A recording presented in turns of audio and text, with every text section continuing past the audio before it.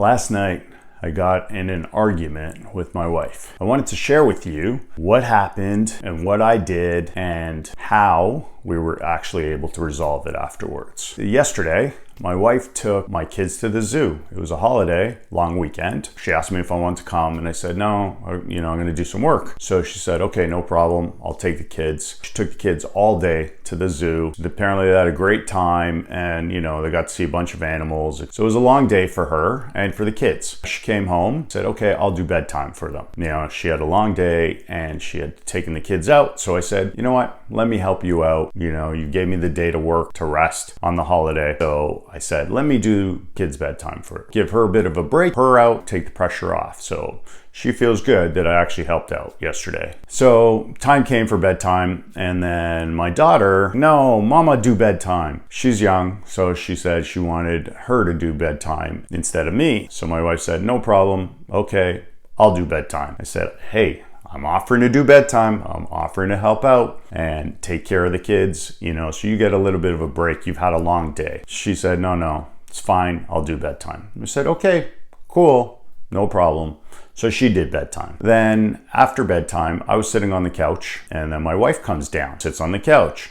And during this time, I was watching a documentary on health and how food affects the brain. It was about 35-40 minutes in. So I paused the documentary. My wife comes to talk to me. She's sitting on the couch near me and she says, what are you watching? I wanted to watch some TV. Okay, well, do you want to watch this documentary with me? And she says, no, I'm too tired. I don't want to watch a documentary right now. I said, come on, babe. This is a good documentary. I'm learning stuff. It's really great. It talks about what we eat and how it affects the brain and decisions, and it talks about kids. It gives you experiments in the documentary talking about rats, experimentation, mice, as well as kids and adults, prisoners, and the studies that they've done, how food affects your brain. And she's like, no, I don't want to watch it. I just want to relax, watch some TV. And so here's where the trouble arose. After her long day of taking the kids out to the zoo by herself and then coming home and doing bedtime, even though I had offered, she still did it. And then I asked her to watch this documentary with me, which was probably my first mistake. I shouldn't have asked her to watch the documentary. I felt like I was almost done. She could watch it with me, learn something, it would be great.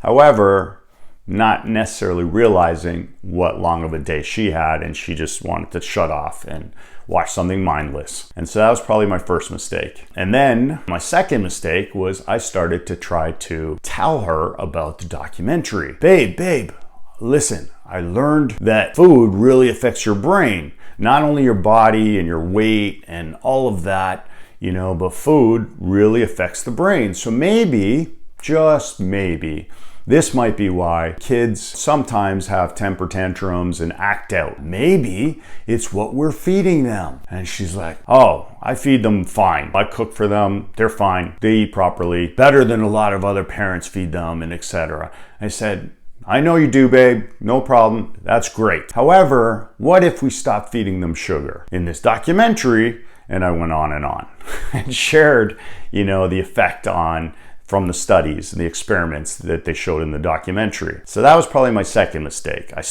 First I asked her to watch the documentary with me when she clearly was too tired to. Second mistake I made was I started to tell her, this is what I learned from the documentary. This is how it could be affecting our kids and their moods and their behaviors and tantrums and et cetera, blah, blah, blah. She wasn't have enough energy. She wasn't in the mood to hear it, etc. And then what ended up happening from that is she took it personally.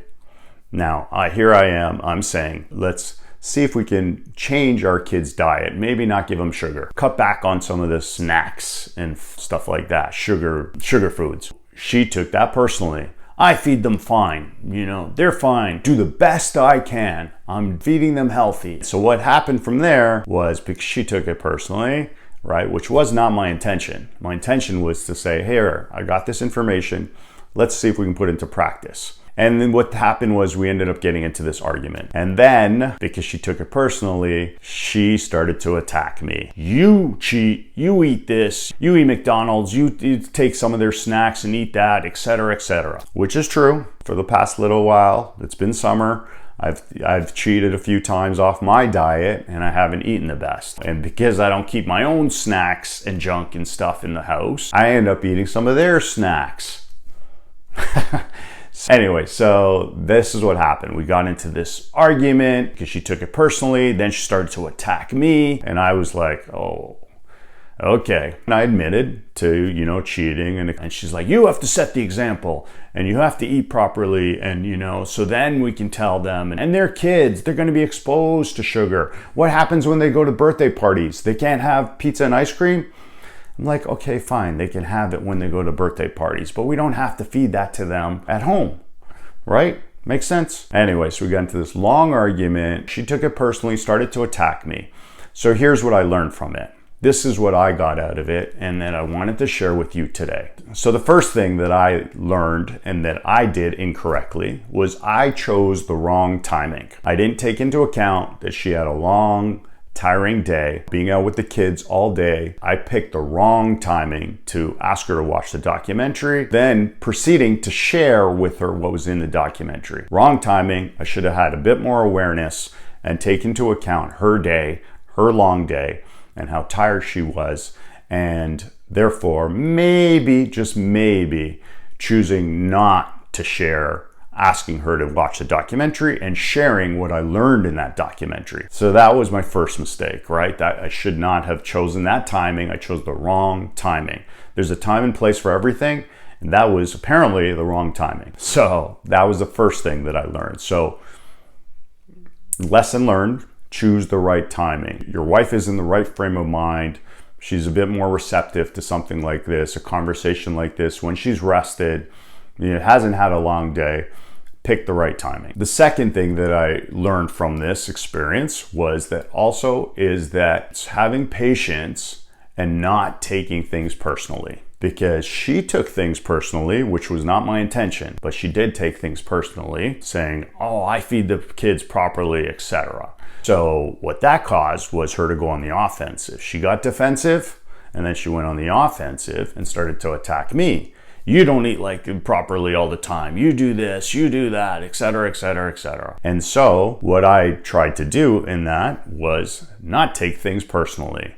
Again, thinking of the frame of mind that she was in, where she came from, and what day she had, not take things personally. Kind of let it go in one ear and out the other, not hold on to it. And so I did that fairly well. I tried to be patient. I tried to remain calm. And then I realized that she was attacking me because she was taking it personally. And when I realized that, I said, okay, you know what? I'm not going to engage. So that's point number 2, is to be patient and not take things personally. It's never personal. Just because your wife takes something personally doesn't mean that you have to take it personally whenever she lashes out or attacks you as well. So that's point number 2. Point number 3 is don't engage, because as soon as she took something personally, she started to go on the offensive. Because she was defensive, she went on the offensive and attacked me. The third thing is don't engage, because then what happens is if you start to attack her, go on the offensive and attack her, then that cycle just perpetuates. She took things personally, she went on the defensive, she went on the offensive, then I get defensive, then I go on the offensive, and then I attack her actually, and then she gets defensive, and then she goes offensive, and then attacks me again. So this cycle just perpetuates. So somewhere you have to put a stop to it. So do not engage. So even though she's attacking, she may be attacking you, just like my wife was attacking me, don't engage. Don't take things personally. So I didn't. First, I caught myself starting to get upset, but then I didn't engage. And I said, okay, just not going to take it personally. So that's point number 3. First, pick the right timing. Second, don't take things personally. Third, don't engage. Disengage. Do not attack. Do not stoop to that level, for lack of a better phrase. Do not engage. Do not go fall into that cycle, that trap, because what's going to happen? It's fighting fire with fire, and then the fire just rages. You have to almost be calm, be like water, and douse the fire. And here's the bonus thing that I did. I went upstairs. I took some time away from her. She was still on the couch. She was checking out, on her phone to unwind, to get this topic off her mind. And what happened was I came back downstairs, and this is the bonus. This is what I did. And I think this was kind of a game changer. I went up to her, I said, "Hi, babe." And then she was like still in her phone, angry. And then I went over to her and then I just put my hand behind her head and I went, and I gave her a kiss right on the lips. What that did was it took her ego, she deflated, and she was like, "What's that for?" And then I felt her defenses come down, the energy shift, and she just softened. So her ego came down, her defenses came down, and she shifted. So basically the bonus point is to do something to surprise her. Out of the blue, unexpected, something you don't even want to do. Just do it. Whether it be hug her, kiss her, tell her how beautiful she looks, something to catch her off guard, to break the cycle. Point number 3 was don't engage, but then this completely shifts the paradigm and brings in a new cycle, which is like, oh, she's softer. Her ego comes down and she's like, oh, wow, where'd that come from? So it's like a pattern interrupt. It's shifting the paradigm, breaking the cycle. And once that happened, she was softer, calmer, and we were able to have the conversation. And she said, well, maybe I can do this to feed them better this way. And then she had a request for me, which was, she's like, listen, I need your support. I need you to help enforce this. If we're going to do this, it's going to be challenging. The kids are going to rebel. They're not going to want to eat, etc., etc. So I need your help to enforce this. I said, sure, no problem. Babe, I'll do that. No problem. She's like, 3 meals a day for the next 7 days. You need to be around. You need to enforce it. I said, no problem, babe. I'm happy to do that. I will do that. So what ended up happening at the end of all of this was that we were able to come to a common ground. She was over here, I was over here. And then through this process, we came to a common ground. Just to recap, pick the right timing, first of all. When she's tired, had a long day, don't pick that timing to share something with her that you think it'll make a difference or what. Pick a better time. That's the first thing. Second thing is don't take things personally. Have to realize that your wife's just lashing out because she took something personally, so she's going to attack you. And so your job is to recognize that and don't take things personally. The third thing is that don't engage, because if you start going on the offensive and attacking her, then you're perpetuating that cycle. And really the fourth thing that made a massive difference, and it takes a lot to be able to do this as a husband, as a man for your wife, but I've practiced this, I've worked on this, and I'd like you to try it as well. It really works for me, which is a pattern interrupt. Completely off the wall, something she's not expecting, and something that takes something, because you have to have awareness and you have to take the action to flip the script. Whether that be a kiss on the lips, whether that be a hug, telling her how beautiful and sexy she looks, something.